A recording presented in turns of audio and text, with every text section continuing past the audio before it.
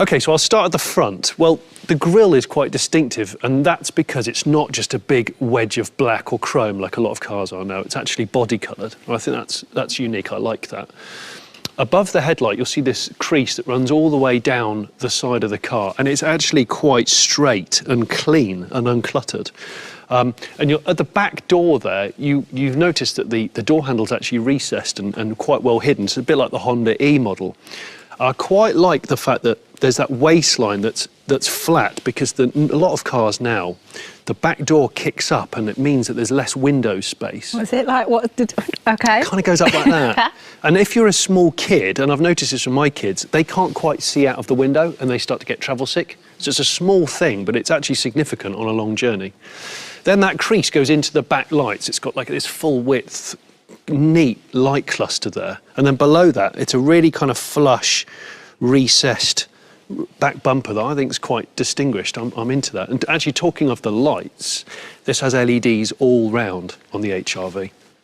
So let's take a closer look inside. Now, with a focus on cabin comfort, the seats are half stitched leather, half soft fabric, and they're heated.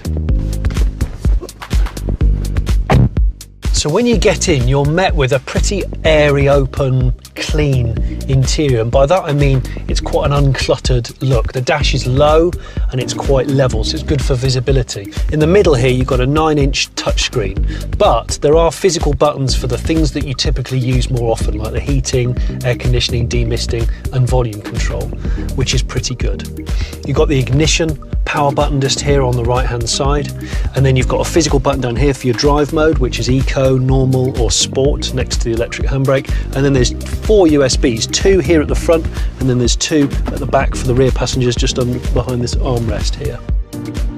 So there's a lot of soft touch furnishings to the dash, but in the middle you've got this full width selection of vents, bookended by these L-shaped vents, and these are a new development from Honda. The idea being they disperse the air a little bit more gently rather than just blasting your face or your feet, and that can circulate the air a bit more efficiently in the cabin. Talking of which, let's go in the back. And that spaciousness continues in the rear of the cabin. Back here, we've got a couple of different configurations of cargo space, and this is Honda's so-called magic seat system. Here, we've got what they call the tall seat function. So the bottom swings up, locks out, and you can put things like tall pot plants or big dogs in here. The seats split 60-40 at the back, and both of them go down like this, completely flat. And then if you want to store extra long stuff, you can put the passenger seat right down like this. Then for humans, well, the good news is there's almost a completely flat floor in the HR-V. There's actually more space in this HR-V than the previous model. Loads of headroom, better legroom, especially for the person sitting in the middle at the back. And again, a feeling of openness and airiness.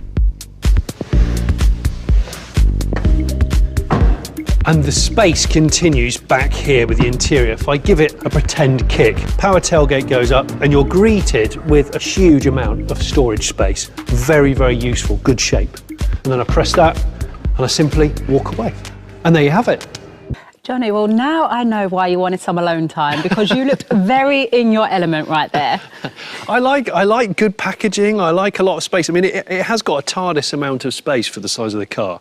When those seats are down, you can fit 2 full-size mountain bikes in it. Really? You can fit a surfboard in it, and for people that are less adventurous, an ironing board or a lot of wood. And one of the standouts for me is the Air Diffusion System. Now, what that does is it gently circulates air around the cabin. Instead of having the air blasting out of those vents straight into your face, so it creates a really nice, calm, relaxing atmosphere in the cabin. It's a really nice feature. I like being relaxed. Exactly, it's perfect.